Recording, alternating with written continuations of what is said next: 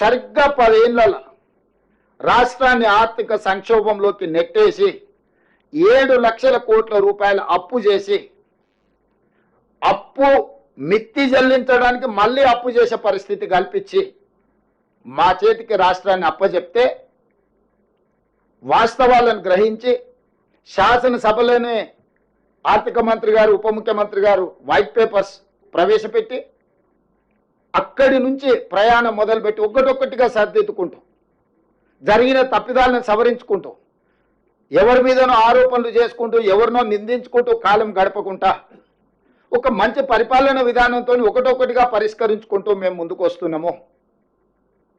ఈ కార్యక్రమాలు చేపట్టినప్పుడు ప్రతిపక్షంగా మాకు సహకరించాలి, కొంత సమయం ఇవ్వాలి.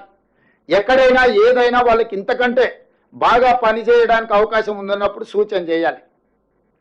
ప్రభుత్వానికి వచ్చి రిప్రజెంటేషన్స్ ఇవ్వాలి. గతంలో రాజశేఖర రెడ్డి గారికి చంద్రబాబు నాయుడు గారికి కుదిరినా కుదరకపోయినా చంద్రబాబు నాయుడు గారు ముఖ్యమంత్రిగా ఉన్నప్పుడు రాజశేఖర రెడ్డి గారు ప్రజల తరఫున రిప్రజెంటేషన్స్ ముఖ్యమంత్రి గారికి వెళ్ళి ఇచ్చి విషయాలు చర్చించేవాడు.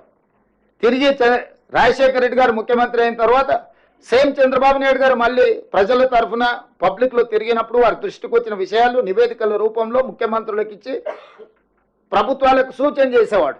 లేదు ఇగో ఇందులో మీరు అమలు చేస్తున్న సంక్షేమ పథకంలో ఇగో ఇక్కడ కొంత ప్రజలకు కష్టమవుతుంది, దీన్ని సవరించుకోండి అని చెప్పేవాళ్ళు, వాళ్ళు సవరించుకునేవాళ్ళు. ఒక మంచి సాంప్రదాయం ఉండే ఉమ్మడి రాష్ట్రంలో కూడా